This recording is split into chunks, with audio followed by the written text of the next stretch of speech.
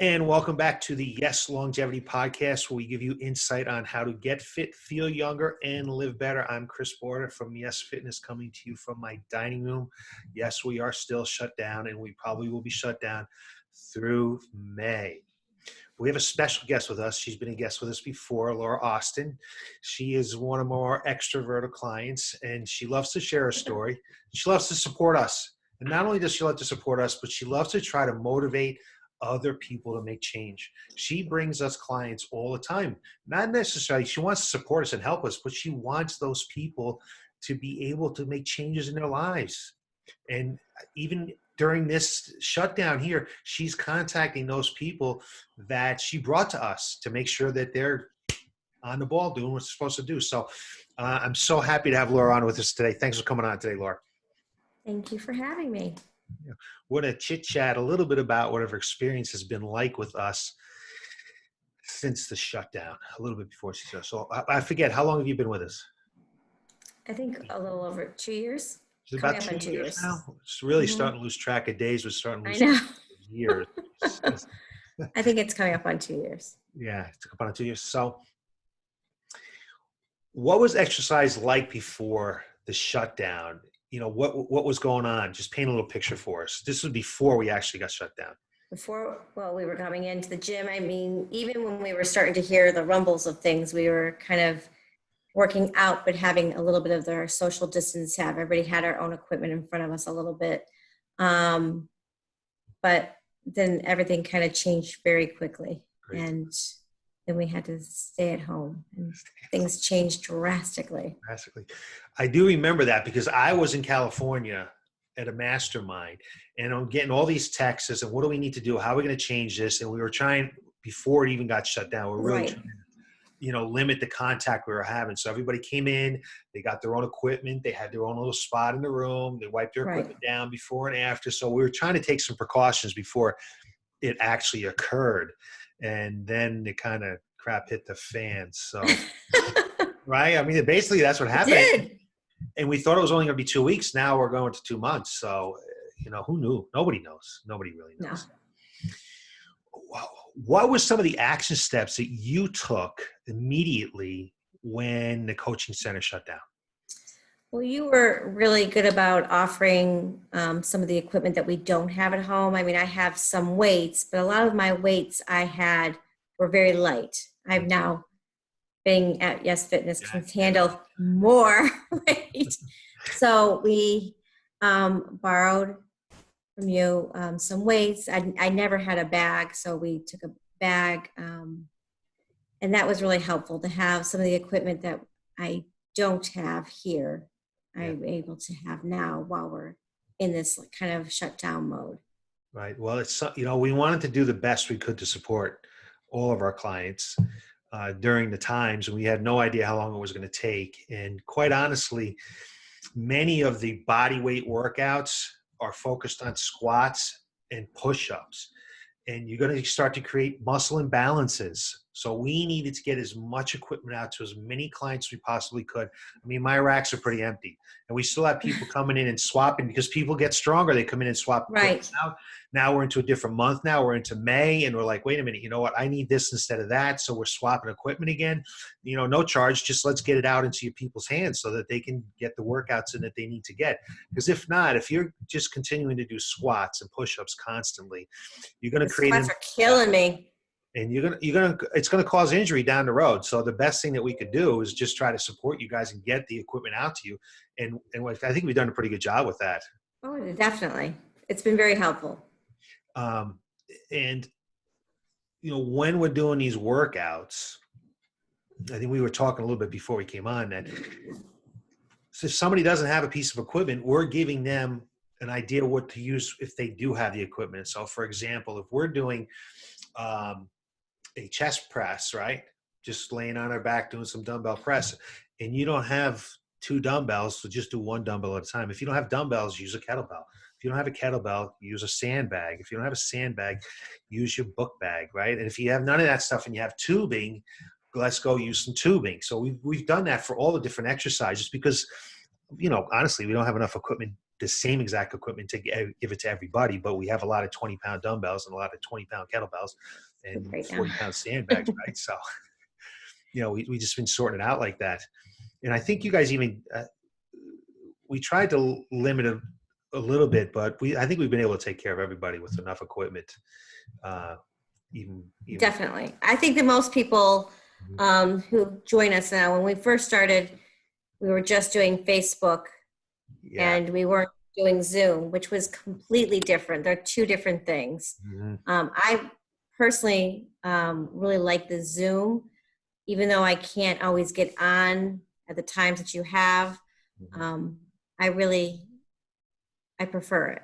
I mean, I have to motivate myself when it was just Facebook and come on and log on to Facebook and see what you had recorded. Or if I was going to join you with Facebook, I could sign in and say hello to you, but then you couldn't give me feedback if I was doing the exercise correctly. Whereas with Zoom, you can. Yeah, just streaming the class, just doing videos and throwing them on Instagram or on Facebook, or streaming on Facebook, or throwing videos up on YouTube. Yeah, the videos are great. You can do some exercise, but what makes us different is we're doing Zoom calls. So I can actually interact with the client. I can see if they're doing it wrong. I can give some cues. If they need to use the equipment a little bit differently, I can give them some equipment. And it allows you guys to interact. That's the best part. I mean, that's the best part, right? Everybody, we get on a little bit early. Everybody chit chats. When we're all done, we chit chat. We still have that really family type feeling, accountability, and friendships that you just can't have by streaming on Facebook. And you push each other like you do in the gym. Like, there are certain exercises. I mean, JoJo and I were on Saturday morning, and that first, I think it was strength A for May. Yeah. It's a lot of reps, and it's towards the end, it gets a little bit to be a killer, and we're trying to push each other, and we're dying by the end. That's a tough workout. But we did it. You guys did it though, and you guys supported each other, which is so much better with the Zoom call than the other ways. I mean, we still live, we still stream on Facebook, and we still send emails out to our clients with a link to YouTube videos, and we give them all the sheets of paper. But I personally like coaching the Zoom call because I actually get to coach rather than just blurting out information out into space all the time. Because if you're by yourself, you may start to sit there and go, I did 10 instead of 12 reps, and I might have only gone 2 times around instead of that 3 times, but I did it. You did it right. This is like you're really being accountable for the time that you're there. Has anything surprised you over the past 7 or 8 weeks or so? Has anything just really surprised you about this situation with exercise? Well, I have to say that it's harder. I mean, before I had a set time, I got out of work, I came to the gym. It was just, part of my routine. When you don't have that same type of routine when you're home all the time, I mean, I'm very fortunate and not so fortunate in ways that I get to go out and I have a little bit more of a routine than those people who are at home. It's hard to sit there and say, oh, I'm going to do it, but then the time gets away from you. And that's been the hardest challenge, I think, during this whole thing. Yeah. So what have you learned about yourself as an exerciser? That I can do it. Mm-hmm. That I have to push myself harder. Because of the stress, I need to exercise. So I've learned that if I don't exercise, that stress really is building up, and you can ask Don, I might explode a little bit. So I need to exercise. I come home, I'm like, it's just like if I didn't come home, I have to, and I had gone to the gym, I'm coming in, I'm going right to the workout, and I don't need to talk to anybody until after my workout is done. I've heard a lot of those same comments and talking to clients. I mean, we're in contact with every client every single week, at least once a week with every client. And that accountability of having the appointment just makes it so much easier. And they know that they're getting on, but they're not working as hard. And they're finding that, you know what, a workout at home really is not as good as in the coaching center. you don't have the same camaraderie. You don't have the same pushing of each other, the same No. support and the equipment and all that stuff. Yeah, you can do it at home, but it's really just not as good, even when a Zoom call, as if being in a coaching center. That's what I've heard from a lot of the clients. Yeah, but there's so many of the people in our gym that they're just a great group of people, and I just miss seeing them face to face and hearing about, their families and what's going on in their lives. It's definitely been the hardest thing, Yeah. not seeing everybody. I mean, you've done great on Wednesdays, our little coffee or cocktail hour or whatever it is. Yeah. Mm-hmm. I love that, but not everybody joins us every week, and you still miss everybody. There's been a few people who I haven't seen, and I really miss their faces. What do you think, what does exercise look like for you when we do finally get to open? Are you going to be one of the people to come on in, or what do you think is going to happen? I think it's going to take a little bit of time. I think there are still a lot of people who are very nervous, but I think that if we did it like we did when we first were nervous about this whole thing and we were starting to, everybody grabbed their own equipment, you kind of stay in your own little area. The whole wearing a mask and working out might be a little, that would be It'd be a tough. little rough, I think. They haven't put in guidelines out yet, but us in our masterminds, we've been talking about different guidelines, and certainly, you come into the facility one at a time. We're going to temp you, and then Right. you're going to grab your equipment, and you're going to grab a wipe, and you're going to take just your equipment and your wipe, and you're going to go to your station. We'll have the whole room mapped out so where everyone can stand, and that'll be your equipment. And when you're done, you're going to wipe it down and put the equipment away for the next group, and we'll go in and we'll sanitize as much as we can in between each group. Yeah. And I'm sure we're going to have a limit the amount of people that can come in the door, and some people are going to want to come in and some people aren't going to want to come in. And we're going to continue to support the online services even once we're open, because we know some people are not going to want to come in. Yeah. And I think it's great that Zoom, if you can do that, even with the people who are in the class and the people who, aren't quite ready to come in, or we could just had too many people in the class. Yeah. Can still do it at home. Yeah. With us. Yeah. With us in class. Yeah. Right.